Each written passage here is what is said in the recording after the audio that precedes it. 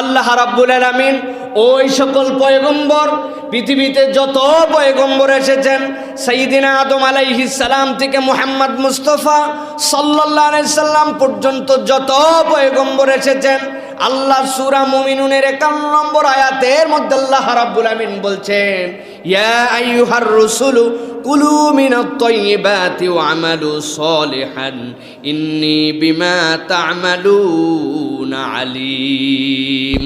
আল্লাহ রাব্বুল আমিন বলছেন, ইয়া আইয়ুহার রাসূল, পৃথিবীতে যত নবী রাসূল এসেছেন, যত পয়গম্বর এসেছেন, যাদের অ্যাকাউন্টে কোনো গুনাহ নাই, যারা সবাই মাসুম, আল্লাহ বলছেন সকল নবীকে আমি নির্দেশ দিলাম, হে নবী সকল আপনাদের প্রতি নির্দেশনা, কুলু মিনাত তাইয়্যিবাত, আপনারা কেবলমাত্র হালালই নয়, বরং আপনারা হালাল তো হালালই, সাথে সাথে আপনারা তাইয়্যিব খাবারটা ভক্ষণ করুন। সুবহানাল্লাহ।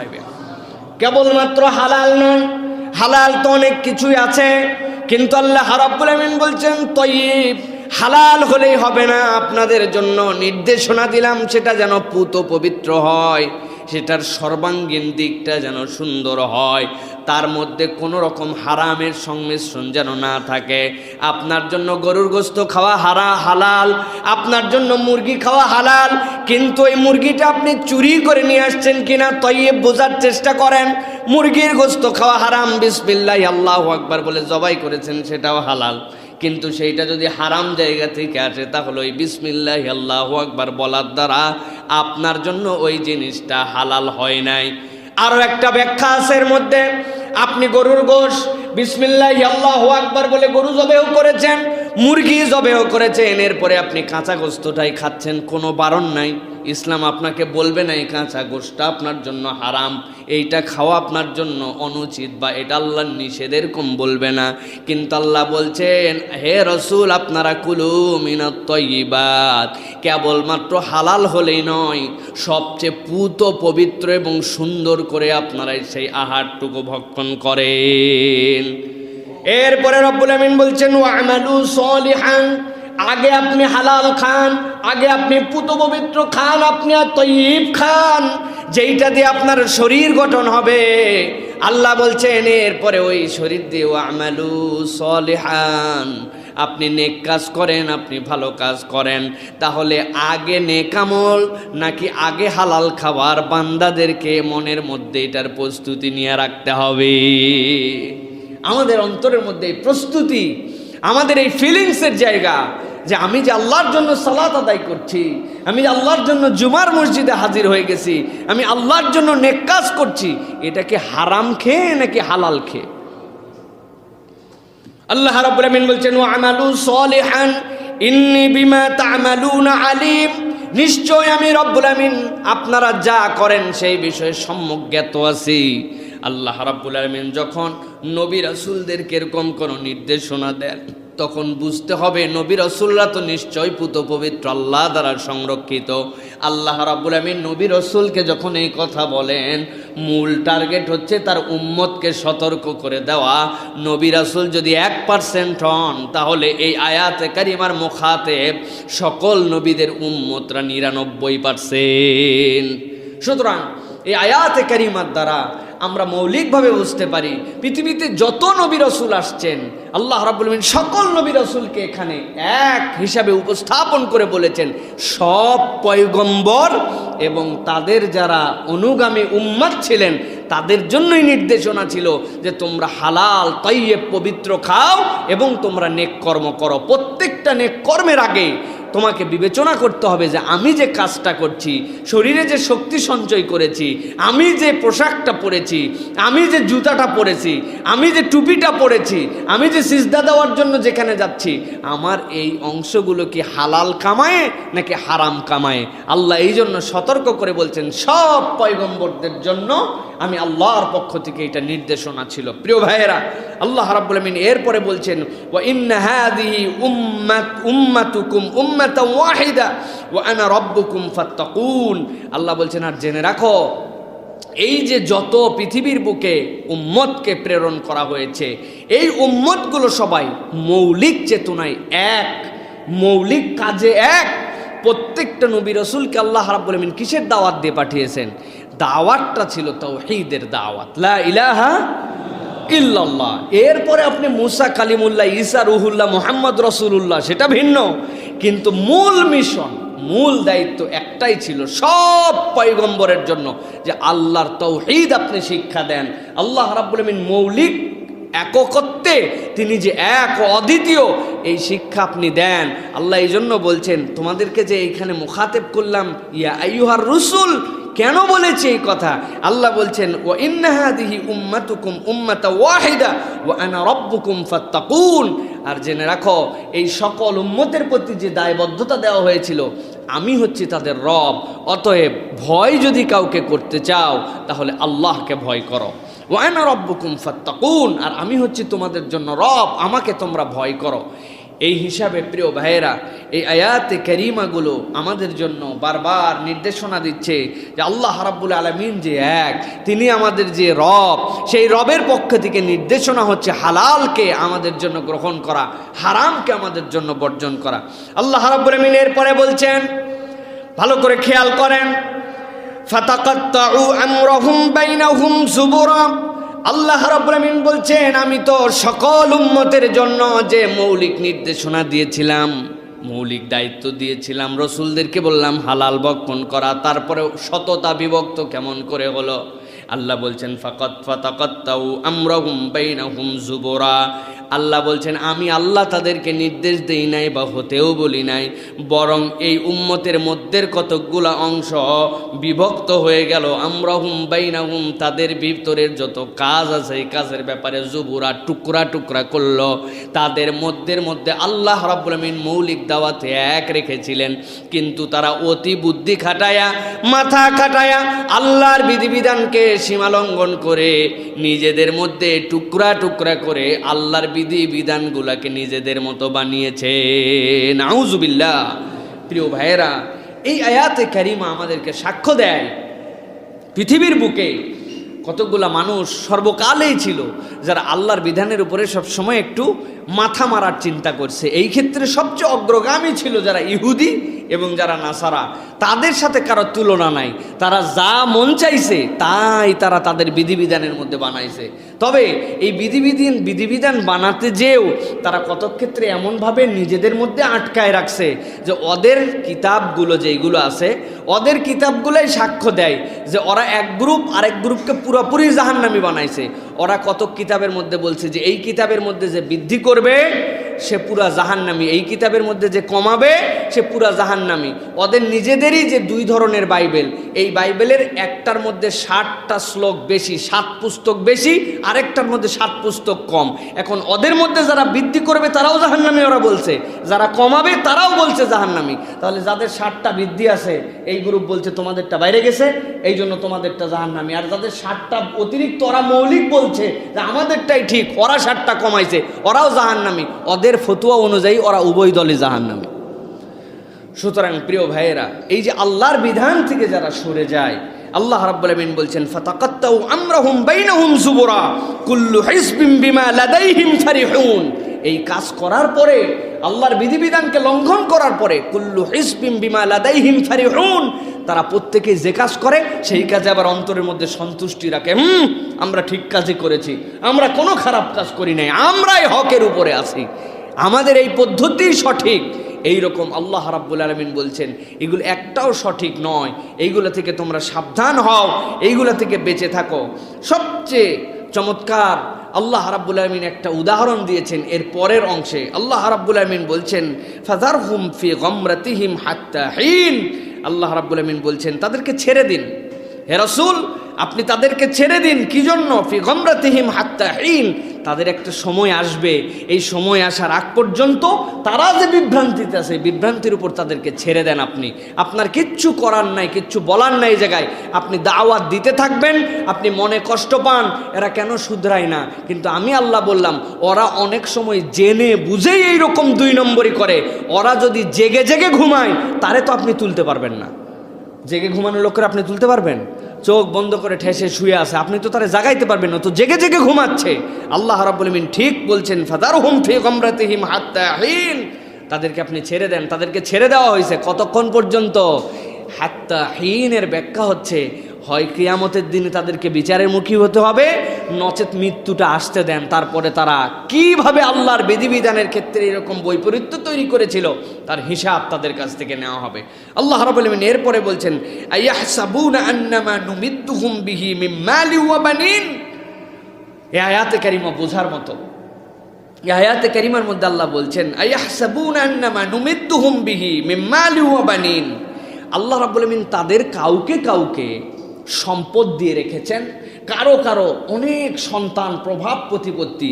এইটা দেখে তারা আশ্চর্য হয়ে যায় এবং তারা মনে করে নুসারিউ লাহুম ফিল খায়রাত। আরে এই লোক যদি ভুল পথেই থাকতো, এই লোক যদি অন্যায়কারী হতো, এই লোকের যদি এই জিনিসটা আল্লাহ অপছন্দই করতেন, তো এত সম্পদ কি জন্য পাবে? ও এত সম্পদ, এত পাওয়ার, এত ক্ষমতা তার কি জন্য হবে? আল্লাহ বলছেন নুসারিউ লাহুম ফিল খায়রাত। তারা মনে করে বাহ বাহ বাবা, আল্লাহ কি সুন্দর তাদের জন্য কল্যাণকর ব্যবস্থা করে রাখছেন। আরে আমার এগুলা কাজ যদি আল্লাহ অপছন্দই করতো, আমার এত ধন সম্পদ দিত নাকি? আল্লাহ রাব্বুল আলামিন উদাহরণ দিচ্ছেন। আল্লাহ বলছেন বাল্লা ইয়াশউরুন, মূলত তারা বোঝে না, তাদের বোঝার এই যোগ্যতা নাই। তাদের এই দুনিয়ার সাময়িক তাদের এই সুখ, সমৃদ্ধি, সন্তান সন্ততি, মাল, এটাকে দিয়ে মনে করে যে না, আমার যদি আল্লাহর পথে আমি নাই থাকতাম, আল্লাহর হুকুমের যদি বরখেলাপি হতো, আল্লাহ যদি আমার এটা অপছন্দই করতো, আমার এগুলো দিত নাকি? প্রিয় ভাইয়েরা, এই আয়াতের তাফসিরের মধ্যে তাফসিরে কুরতুবী সহ বিভিন্ন মুফাসসিররা কোরআনুল কারীমের আরও প্রায় সূরা হুদের ২৭ নম্বর আয়াত, সূরা মারিয়ামের ৭৭ নম্বর আয়াত, সূরা আম্বিয়ার ৪৪ নম্বর আয়াত, আরও অনেক আয়াতে কারিমা দিয়ে তারা রেফারেন্স সহ উল্লেখ করেছেন আল্লাহ রাব্বুল আলামিন যাদের বিপথে চলার পরেও, যাদের কিছু সম্পদ, কিছু ক্ষমতা, দুনিয়ার বুকে কিছু দেখা যায় তাদের চলাফেরার মধ্যে কোনো রকম কষ্ট নাই, দুনিয়ার আরাম, তারা বলছেন খবরদার কারো ঈমান এবং সৎকর্মর বিচার যেন তোমরা সম্পদ এবং সন্তান এবং ক্ষমতা দিয়ে করো না। ঈমান এবং সৎকর্মের বিচার মানুষকে করতে হবে কে আল্লাহকে ভয় করে এবং কে আল্লাহর হুকুম অনুযায়ী জীবনযাপন করে। একজন মিসকিন হয়ে যেতে পারে, ফকির হয়ে যেতে পারে, তার কিচ্ছু না থাকতে পারে, পরীক্ষার পরে পরীক্ষা, বিপদের পরে বিপদ। তার মানে এরকম মনে করো না যে এই লোকটাকে আল্লাহ বোধহয় পছন্দই করে না, এরা যদি পছন্দ করতো তাহলে তো টাকা পয়সা দিয়া সমৃদ্ধ করে ফেলতো। আরেকজন দেখা যাচ্ছে তার ঈমান নাই, ইসলাম নাই, ২ নম্বরই করে, টাউটামি করে, দুর্নীতি করে, টাকা পয়সা অনেক কিছু, তুমি মনে করছো বাহ আল্লাহ তারে খুব পছন্দ করে জন্য এই সমৃদ্ধি দিয়ে দিয়েছে। তাফসীর কারকরা বলছেন এই জন্য কারো ঈমান এবং সৎকর্মের বিচার সম্পদ এবং তার বৈষয়িক যে বেশভূষা এইগুলা দিয়ে বিচার করো না, বরং ঈমান এবং সৎকর্মের বিচার আল্লাহ এবং তার রাসূলের পথ পদ্ধতি অনুসরণ করে সে কতটুকু চলে এইটার উপরে বিচার করো। প্রিয় ভাইয়েরা, এই আয়াতে কারিমা কিন্তু আমাদের জন্য অনেকগুলো শিক্ষা নিয়ে আসে। প্রিয় ভাইয়েরা, আমরা যদি দেখি তাহলে দেখব আল্লাহ রাব্বুল আলামিন যেরকম সৎকর্ম করার পূর্বে আপনার আমার জন্য হালাল খাদ্য ভক্ষণকে দায়িত্বের মধ্যে দিয়েছেন, এইটার উপরে যদি আমরা দেখি তাহলে অবৈধ খাদ্য ২ ধরনের হয়। অবৈধ খাদ্যটা আমাদের ২ ভাবে হয়। একটা ভাবে হচ্ছে খাদ্য হিসাবেই যেইগুলো নিষিদ্ধ, যেমন খাদ্য হিসাবে আমাদের জন্য কি নিষিদ্ধ? শুয়োরের গোশত আমরা খেতে পারবো না, আমাদের জন্য নিষিদ্ধ। প্রবাহিত রক্ত আমরা খেতে পারবো না। মৃত জীবজন্তুর থেকে তাদের যে গোশত, সেটা হালাল প্রাণী যেটা জীবিত থাকতে ছিল সেরকম হলেও সেটা আমরা খেতে পারবো না। তাহলে এটা প্রথম ধরন। একটা ধরন হচ্ছে খাদ্য হিসাবেই নিষিদ্ধ, মদ খাওয়া যাবে না, রক্ত খাওয়া যাবে না, মৃত প্রাণী খাওয়া যাবে না, শুয়োর খাওয়া যাবে না, এই যে নিষিদ্ধ, তাহলে এটা হচ্ছে একটা ধরন যে এটা খাদ্য হিসাবেই আল্লাহ নিষিদ্ধ করে দিয়েছেন। আরেকটা ধরন হচ্ছে উপার্জনের ধরনে খাদ্য হিসাবে হারাম। আপনার হালাল সব খাদ্য আছে, কিন্তু আপনি উপার্জনের যে ধরন এটা হচ্ছে আপনার জন্য হারাম। যেমন আল্লাহ রাব্বুল আলামিন আপনার আমার জন্য নিষেধ করেছেন আপনি ধোঁকাবাজি করতে পারবেন না, ফাঁকিবাজি করতে পারবেন না, পরিমাণে কম দিতে পারবেন না, অবৈধ কোনো সম্পদ উপার্জন করতে পারবেন না, ভেজাল দিতে পারবেন না, মিথ্যার আশ্রয়ে আপনি ব্যবসা করতে পারবেন না, ডাকাতি করতে পারবেন না, চুরি করতে পারবেন না, জুলুম করতে পারবেন না। এই যে উপার্জনের পদ্ধতি, এই পদ্ধতিগত একটা হারাম। আমাদের সমাজে যারা আমরা ইমানদার, আলহামদুলিল্লাহ, আমরা কেউ হাজার অনুরোধ করলেও আমরা শুয়োরের গোস্ত খাওয়া তো দূরের কথা, আমরা আমাদের রুচিতেই কুলাবে না।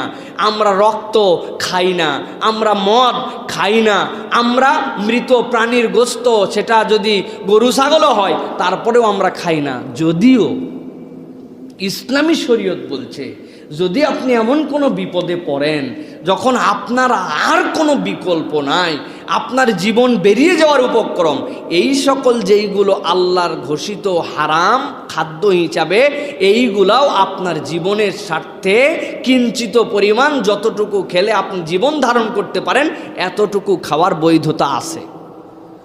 এটা আপনার জন্য কখন? জীবন ধারণের জন্য। আর উপার্জনের ক্ষেত্রে যে হারাম, এটার ক্ষেত্রে ইমানদাররা আমরা এত বেশি অসচেতন যে আমি এইটাকে যে হারাম, হারাম হিসাবেই পরিগণিত করি না। ডাকাতি করে, ফাঁকিবাজি করে, ধোকা দিয়ে, ওজনে কম দিয়ে, মিথ্যা কথা বলে আমি গরুর গোস্ত কিনে নিয়ে এসে পোলাও দিয়ে রান্না করে খাচ্ছি, আর মনে করছি গরুর গোস্ত বিসমিল্লাহ, গরুরেও জবাই করা হয়েছে বিসমিল্লাহ আল্লাহু আকবার বলে, খাবারও চাল যেটা কিনে নিয়ে এসেছি এটার মধ্যে কোনো অপবিত্রতা নাই। এই সংমিশ্রণে আপনি যে উপার্জনের হারাম খাচ্ছি, আমাদের অধিকাংশের অন্তর থেকে এই অবস্থাটা পরিবর্তিত হয়ে গেছে, ঠিক কিনা? সমাজ বিবেচনা করলে আমরা দেখতে পাবো প্রিয় ভাইরা, আমাদের এই উপার্জন অবৈধ উপার্জন। আল্লাহ রাব্বুল আলামিন এই জন্য বারবার এখান থেকে সাবধান করেছেন। আল্লাহ রাব্বুল আলামিন সূরা বাকারার 188 নম্বর আয়াতের মধ্যে বলেছেন, আল্লাহ বলছেন ওয়ালা তাকুলু আমওয়ালাকুম বাইনাকুম বিল বাতিল وتدلوا بها إلى الحكام لتأكلوا فريقا من أموال الناس بالإثم وأنتم تعلمون। আল্লাহ রাব্বুল আলামিন কঠিন নির্দেশনা দিয়েছেন প্রিয় ভাইয়েরা। এই আয়াতে কারিমাগুলো স্বয়ং এক একটা দর্শের এবং সেটা নিয়ে ব্যাপক আলোচনার মুখাপেক্ষী। এইগুলো আয়াতের মধ্যে এত কথা আল্লাহ আছে। এই যে 188 নম্বর আয়াত সূরা বাকারার, এর আগের আয়াতগুলো কিসের কেউ বলতে পারবেন? এর আগের আয়াতগুলো হচ্ছে রমাদানের নির্দেশনাযুক্ত। রমাদানে আপনি কিভাবে রোজা রাখবেন, কখন থেকে কখন পর্যন্ত সিয়াম পালন করবেন, আপনার জন্য কি কি খাওয়া যাবে, কি কি খাওয়া যাবে না, আল্লাহ এর আগের আয়াতেই বলছেন উহিল্লা লাকুম লাইলাতুস সিয়ামে রফাসু, তোমাদের জন্য তোমাদের স্ত্রীদের সাথে সিয়ামের রাতগুলাতে তোমাদের জন্য মেলামেশাকে আমি আল্লাহ বৈধ করলাম। এরপর আল্লাহ তারপরে নির্দেশনা নির্দেশনা নির্দেশনা, রোজা শেষ হয়ে গেল, রোজার আয়াতের বর্ণনা শেষ হয়ে গেল।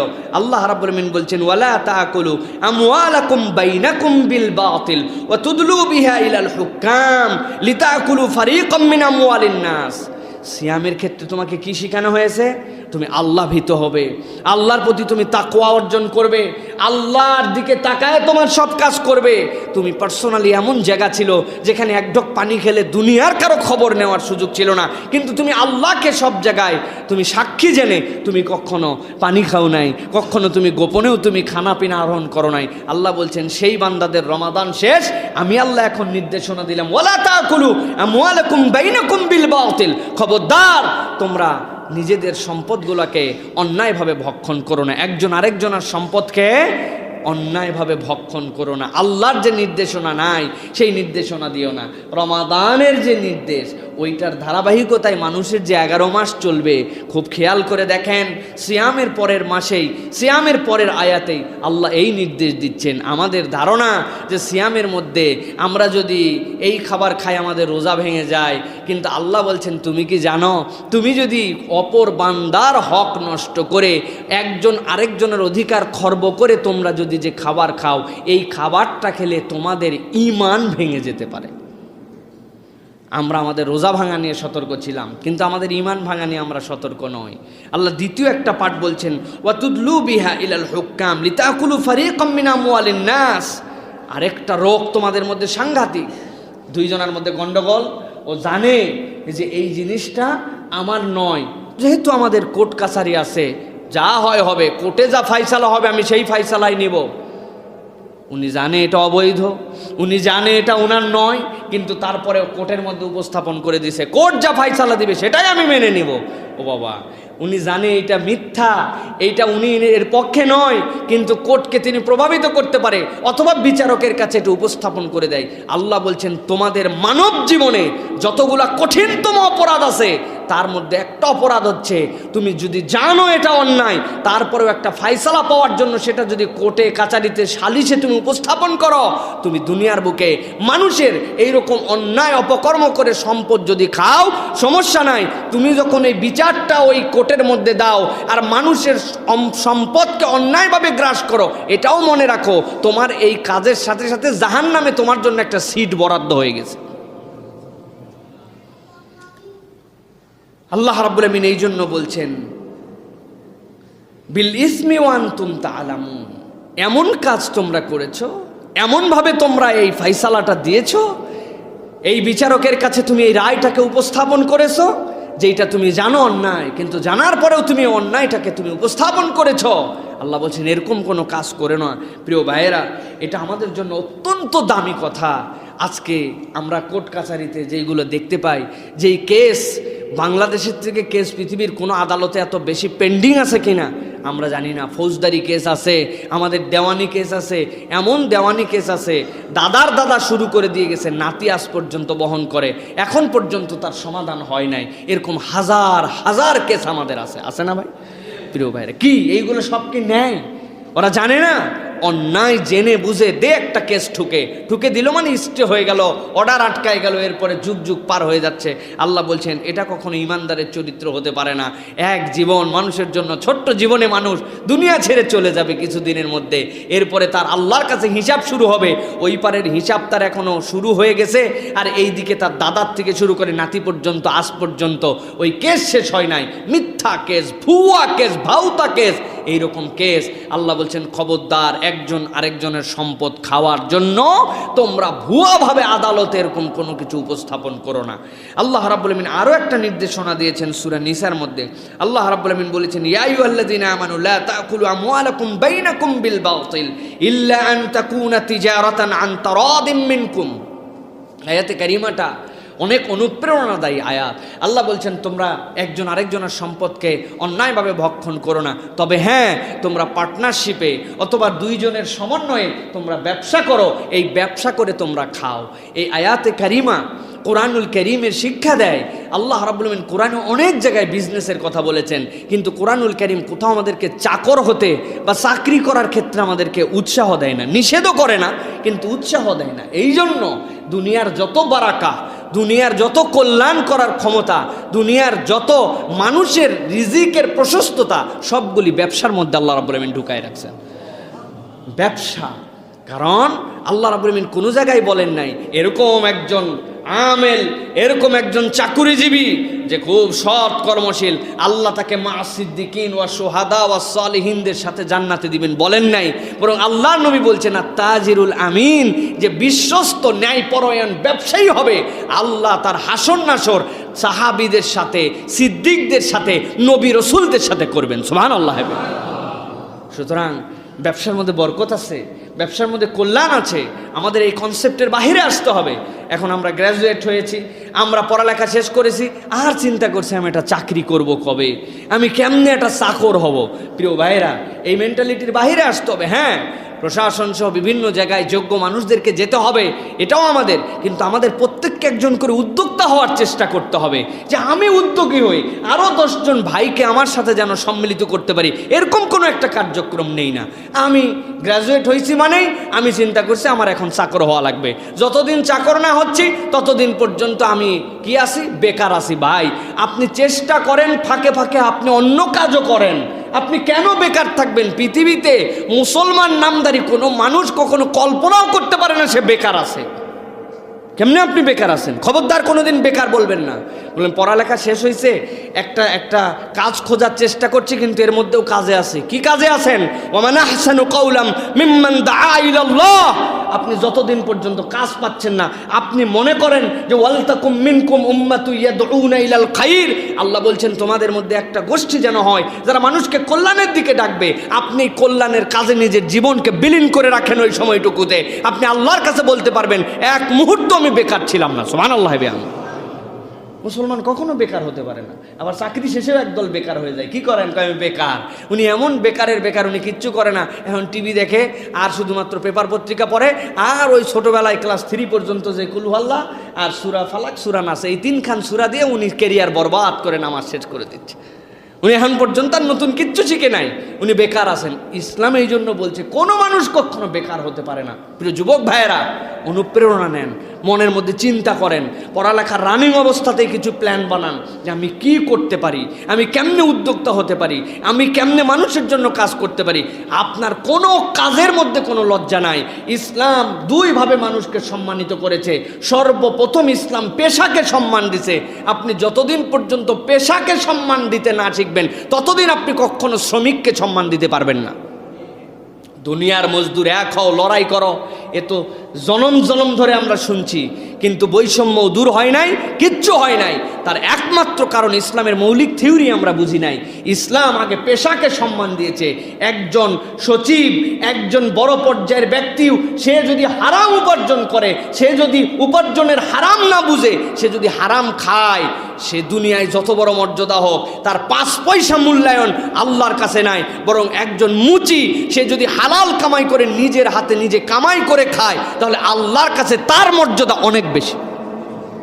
এই জন্য আপনি আগে শ্রমকে দাম দেন, শ্রমের দাম দিতে শিখতে হবে আমাদেরকে। যে যে পেশা করে, সে যদি হালাল পেশা করে, আপনাকে এত বড় ঘরের মানুষ, তুই দেখি সিএনজি চালাস, নাউজুবিল্লাহ, বংশের সম্মানটা তুই ধুলার সাথে মিশাই দিলি। আপনি এমন একটা ইঞ্জেকশন দিয়ে দিলেন উনারে, হ্যাঁ বেসাও চিন্তা করলো, তাই তো আমার বাপে ঘোড়ায় করে ঘুরছে, দাদা হাতিতে করে হাঁকতে গেছে, এখন আমি কি সিএনজি চালালে হয় নাকি? উনারে কি করতে হবে? চুরি করা লাগবে। এখন রাত্রেবেলা উনি চুরি ডাকাতি করে খাবে। এই যে আমাদের কনসেপ্ট, এখান থেকে মাথার থেকে ছুটায় ফেলেন। সকল হালাল পেশাজীবী যারা, তাদেরকে সম্মান করবেন। রিক্সাওয়ালাকে আপনি কেন বলেন আপনার থেকে আপনার চাচার বয়সী, আপনার বড় ভাইয়ের বয়সী, রিক্সার এদিকে আয়, কেন আপনি তুই করে বলেন? আপনি ওনাকে সবচেয়ে বেশি সম্মান করেন, যে সবচেয়ে বেশি কায়িক শ্রম খাটায় সে শ্রম দিয়ে নিজের হালাল পেশা করতেছে। যে এই নির্মাণ শ্রমিকটা মাথায় করে পুরা গা তার সিমেন্টে ভরপুর, এদিকে আয়, তাড়াতাড়ি এদিক কর, আপনি সম্মান করেন। রাসূলুল্লাহ সাল্লাল্লাহু আলাইহি ওয়াসাল্লামের নির্দেশ দিয়ে আপনি তাকে সম্মান করেন। আপনি বুঝান যে আপনি কষ্ট করে নিজের শরীর খাটায়, আল্লাহ রসুল বলেছেন আল্লাহর কাছে সবচেয়ে প্রিয় খাদ্য ওইটা যে নিজের শরীর খাটায় ভেঙে কামাই করে খায়। সেই ভাই আমার হালাল কামাই করছে, আপনি তাকে রেসপেক্ট করেন। আপনার থেকে ছোট হলেও তাকে আপনি সম্বোধন করে, তাকে আপনি আল্লাহ রসুলের দেওয়া সম্মান অনুযায়ী সম্মান দেন, তবে বোঝা যাবে যে আপনি শ্রমের দাম দিতে শিখেছেন। আপনি আগে মানুষের শ্রমের দাম দেন। সে যাই করুক, হালাল করে আলহামদুলিল্লাহ, উৎসাহ দেন, খুব ভালো কাজ করছিস। বসে থাকে কি হবে? তুই কয়দিন এই কাজটা করছিস, খুব ভালো ভাই, তুই কি হয়েছে তাই সেলসম্যান হয়ে আসিস, তাই কি সমস্যা? তুই এখানে কাজ করছিস, ভালো কাজ পেলে আবার অন্য জায়গায় চলে যাবি, কাজ কর। আমরা বাঙালি, আমাদের দেশে আমরা খুব ফুটানি মারি, আমরা বিরাট বিরাট ভূমিকা নিয়ে থাকি, কিন্তু এই মানুষগুলি যখন অন্যান্য দেশে যায় তখন আবার সব কাজ আমরা করি, সেখানে আমাদের কিচ্ছু যায় আসে না। বিদেশে যায় কেউ ডিসি হয়, বিদেশে যায় কেউ ওসি হয়। শোনেন নাই কি করছে বিদেশে? আমি ওসি ছিলাম, ডিসি ছিলাম।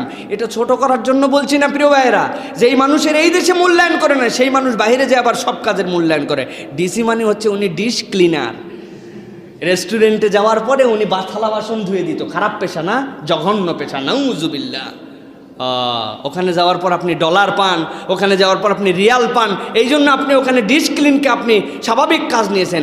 আপনি ওই সকল দেশে, এই জন্য আমরা বলে থাকি তাদের কেবল ইমান নাই, তাদের কাছে ইসলাম আছে, আর আমাদের খালি ইমান আছে, আমাদের কোনো ইসলাম নাই। ওদের ইমান নাই, ইসলাম আছে। কোনো পেশাকে ছোট মনে করে না। আমার কাজিনদের মধ্যে থেকে এরকম আছেন, ব্যারিস্টার হয়েছেন, ইংল্যান্ডে পড়ালেখা করে, পেপার দিছে, সকালবেলার থেকে 10টা পাউন্ড কামাই করার জন্য 1 ঘন্টা পেপার দিয়ে 10 পাউন্ড কামাই করছে। ক্লাস করে আসার পরে সন্ধ্যার পরের থেকে রেস্টুরেন্টে সার্ভিস দিছে, রেস্টুরেন্টে মানুষকে খাবার দিয়ে আবার 10 পাউন্ড কামাই করছে। ইজ্জত চলে গেছে না? তুমি ব্যারিস্টারি পড়ো, এই ফাঁকে তুমি পয়সা কামাই করার জন্য সকালবেলা পেপার দাও, হকার। এরকম বলে না? তার মানে তারা সকল পেশাকে সম্মান দেয়, সে করে খাচ্ছে। আর আমাদের মধ্যে এইটা নেই। আলহামদুলিল্লাহ, ইমানদার উনি বেকার, উনি ঘুরে বেড়ায়, উনি কিছুই করে না, উনি 5 বছর ধরে চাকরি তালাশ করছে।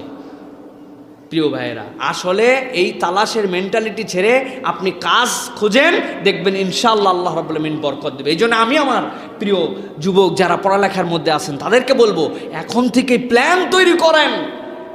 আপনার পড়ালেখার শেষ না, পড়ালেখার শেষ বছরের আগে আপনার একটা প্ল্যান থাকতে হবে যে আমি কি করতে পারি, কেমনে আমি হালাল কামাই করতে পারি। আপনার ব্রেনকে খাটান, আপনার মাথার মধ্যে একটা আইডিয়া তৈরি করেন। খালি উমুক দপ্তরে আবেদন করে রাখলাম, তুমুক জায়গায় আবেদন করে রাখলাম, আর আমার কোনো চাকরি হলো না, আমি বেকার, এই কাজ করেন না প্রিয় ভাইরা। আল্লাহ রাব্বুল আলামিন আমাদেরকে বুঝ দান করুক প্রিয় ভাইরা।